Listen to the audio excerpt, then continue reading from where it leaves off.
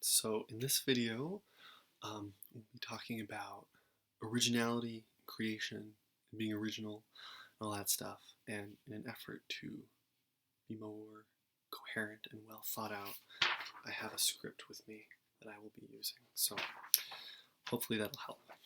So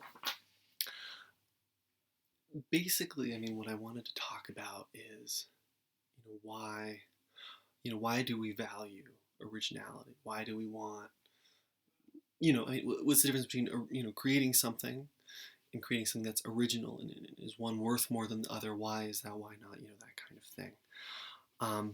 And I think on just on the most basic level, it can be said that creation, just the act of creating things, is very important. It's part of living really a satisfying life. And so, especially nowadays, there's definitely a lot more consumption in general than there is creation for most people. And so, the thing with creation is that we affirm our own existence with it. Consumption is rather passive, whereas creation is active. And we're really doing something. And it's a way of saying that were it not for me to have acted as I did, it would not have happened. It's a way really of affirming our own existence. There was a movie, a 2017, I think, Russian movie called Loveless, or that's the English title, and it was about this family, and I guess there's going to be spoilers, but it's a good movie. I would watch it, regardless of knowing the ending. It's about this family that's splitting up. A mom and dad, I think, an 11 or 12-year-old kid. I think his name is Alyosha. And he's, the parents both have another significant other already, kind of long-term, well-established, that kind of thing. The life that the two parents had together is really coming to an end. And this movie handles a lot with kind of neglect and self-absorption and that kind of thing, and essentially, the kid hears them talking about sending him off to a boarding school or to the military or to an orphanage or what have you, and he hears that, and he runs away, and the parents don't realize until a day or two later, and they search for him and whatnot, and this kind of a big part of the movie is they're searching for him.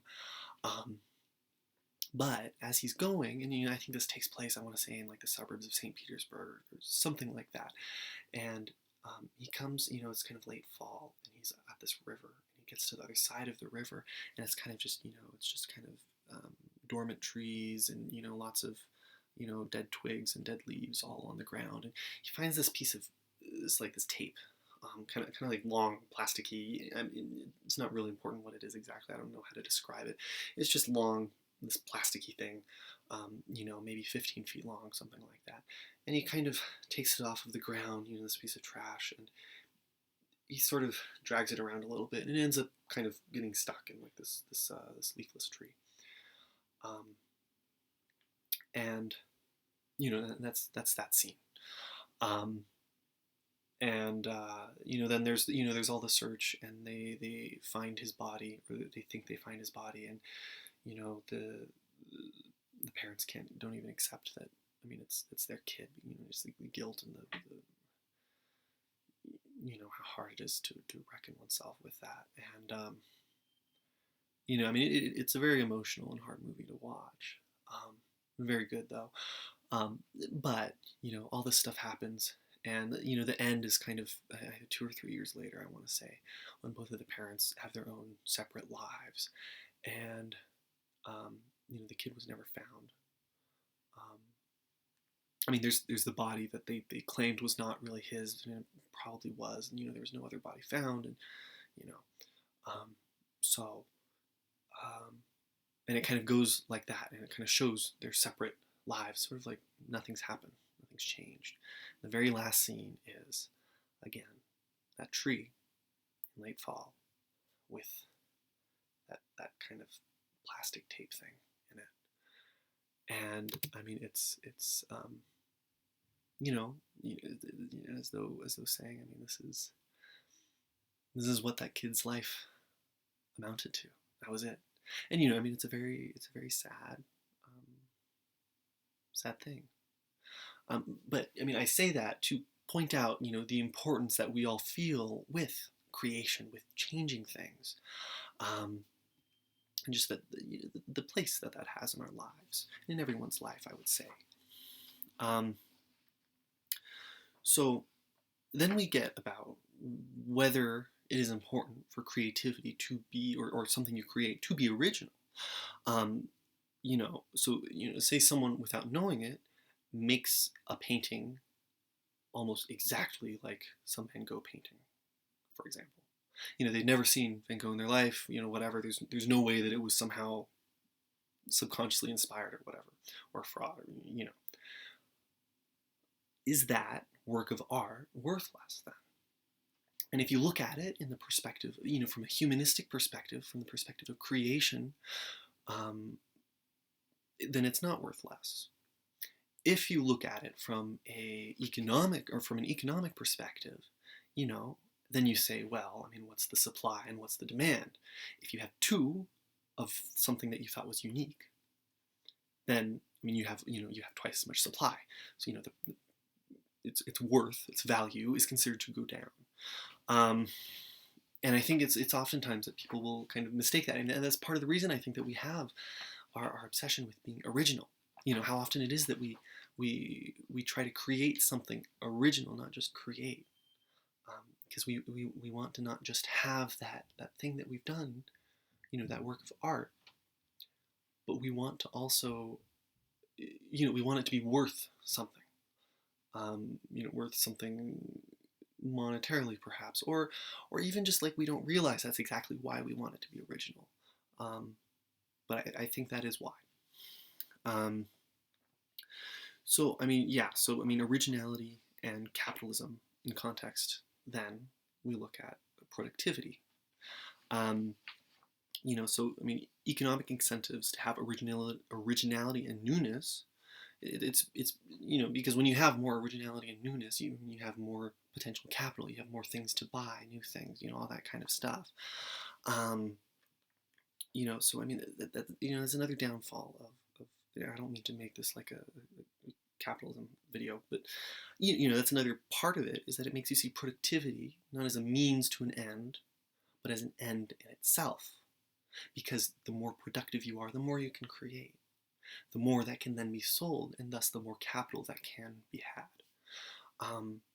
But people lose sight of that, and I see it even with talking to people, the way they talk about productivity. I mean, it really turns into something as a way to affirm their like it feels like, at least to me, as a way to affirm their value as a human, to say like, oh yes, I was productive, I'm a valid person because of that. I mean, I think that this stems largely from that kind of thinking. There are a few things that you do for the sake of doing it. Those kinds of things are generally more artistic, I would say. Productivity is not one of them, though, I would argue.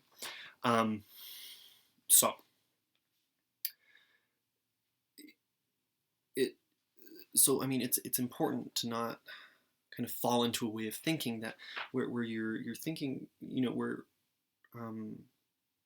originality and creation gets transformed into something no longer humanistic, no longer artful. It's something for the sake of this. In most cases for the sake of making money. And so, yeah. But then you look at, it's important to also look at originality not just in what you create, but also in terms of how we portray ourselves, in terms of our personalities. I mean, we all kind of have this narrative that we have of ourselves, whether we're conscious of it or not.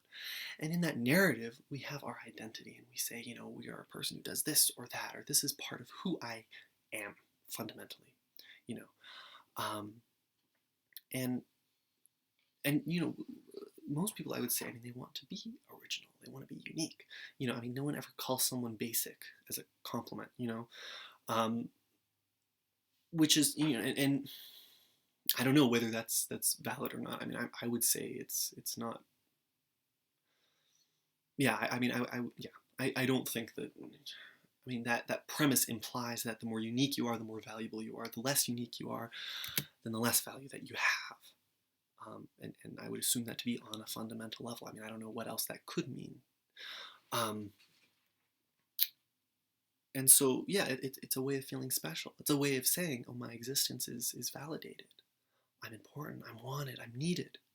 You know, um, it's a framework of applying meaning to our lives even.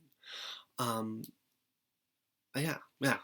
Um, so originality in personality. I mean, it certainly has its practical benefits. I mean, you would be more memorable.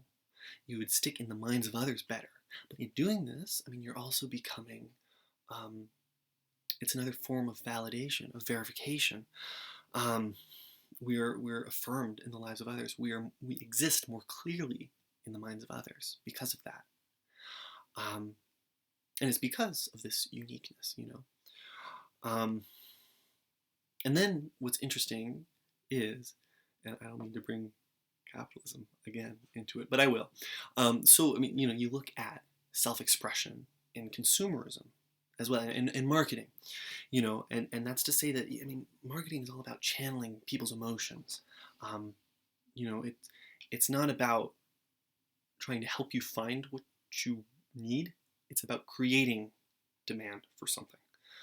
Um, and so, I mean, I don't know if maybe you've heard of like the Marlboro Man, which was, I mean, I want to say it was in the '60s or something. It was an advertising campaign, and you had this cowboy figure who, all macho and rugged and all this stuff. I think he was on a horse, and it's like in the desert, and he has his cowboy hat, he has his cigarette, and he's smoking it, and he looks off to the distance, and it's a very dramatic. That's the thing. I mean, you're selling the lifestyle. You're selling this uniqueness, this way of being, this identity, with a product, with something that you can buy with money. And I've in history classes I've heard, like, ever since then, that changed the course of marketing. You know, it made it so that you're buying. Marketing. It's about buying your identity. Um, and whether it's successful in that or not, I mean, that's another conversation. I mean, I think most people would say, I mean, it's a rather sinister way to do things.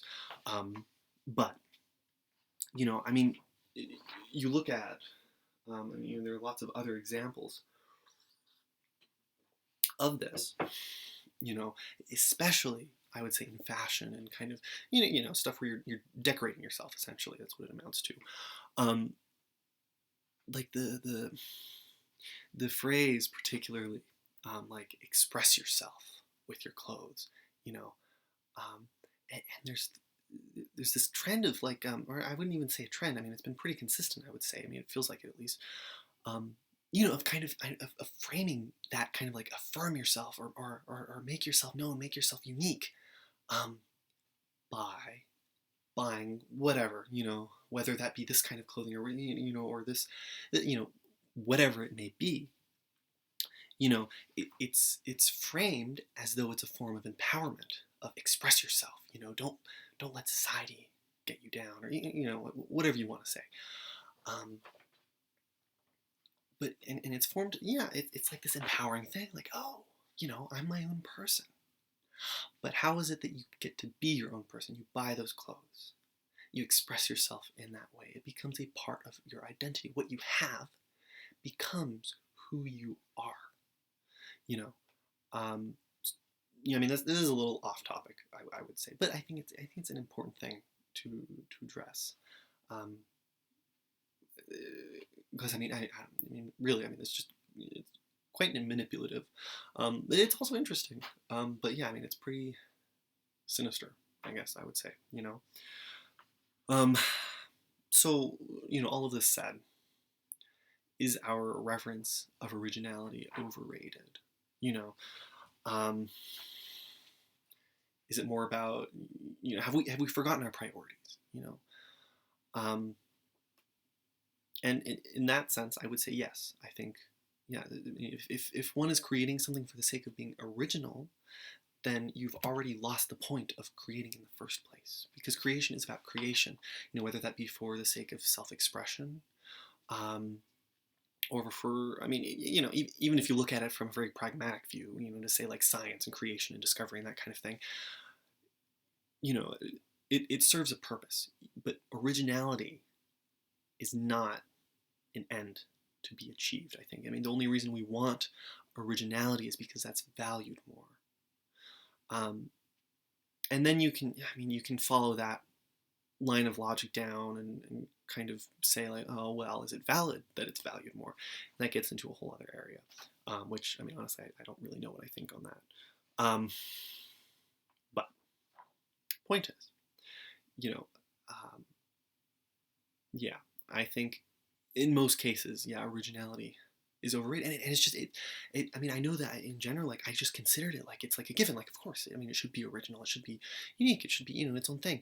And you know, this isn't to talk about plagiarism. I mean, that's kind of just a different thing. I mean, because it's essentially trying to claim someone else's like glory or whatever, or fame, you know, as one's own. Um, and perhaps there is something to be said to say that that is taken so seriously, that value is taken so seriously, that value of singularity, of uniqueness and all that. You know, and I would say, I mean, somewhat understandably so, but my guess is that if you look at less individualistic societies, even just like historically, or I mean, you know, I mean, this is just guessing, um, is that when you look at cultures that value the group more than the individual, the more so that they value the group, the less that they would care about plagiarism. Now, I don't know. I mean, I'm sure there are plenty of anthropologists out there who would have a much better question and answer. But anyhow, just to put it out there. So to end, I wanted to talk about a very special book. And that is, I have it right here, The Little Prince. And I don't know, you know, I assume most of you have read this or seen the movie or somehow know the story. But, you know, one of the main themes and messages in here is about this rose. You know, there's the prince, and he lives on his own little kind of desolate planet, you know, getting rid of weeds and whatnot. He has his rose, and, you know, that's who he's with for, you know, I think quite a while. You know, that's most of his life. And, you know, you can see there's some illustrations here. There's, well, right here, here's the rose on his little planet, very tiny, all that stuff, very cute. And, you know, and you can see, I mean, he really values the rose and takes care of it and invests himself in this relationship with the rose. And it's a very, you know, it's a centerpiece of the story, I would say. And you know, look, you can see there, he's protecting the rose. You know, all this stuff. And, you know, then later in the story, he goes to travel to other planets, sees all these new things. And on one of these planets that he goes to, you know, it's a very Earth-like planet, he finds a field, or I think it's rather a garden of roses. And I have the page right here. He sees them. Oh, I lost the page. He sees these roses, and he I mean, it says right here. And he laid down in the grass, and he laid down in the grass and cried. You know, because his rose is not original anymore. It is not unique. It is not singular. There are so many other roses. And he feels like his whole time with this rose has been invalidated because there are so many of them. There's nothing special about it. And what he comes to see when he comes to learn, and one of the reasons I think this book is so famous and why we love it so much and it resonates with people so much, is that it is because he cultivated this relationship with the rose. He invested himself in it, and that's what made it special. That is something that he couldn't have had with all the other roses. And I mean, it validates, this book validates the ability to have something meaningful without it being unique, without it being new. And there's a very important message in that, especially when it comes to other people, when it comes to relationships that we have with others. It replaces this our kind of existential angst and this feeling of meaninglessness and kind of floating through and trying to constantly affirm your existence. Instead, with beauty and love and friendship and admiration and love. Or I already said that twice. Well, there you go. So I will end on that. I hope you liked the video, and I guess I'll see you later.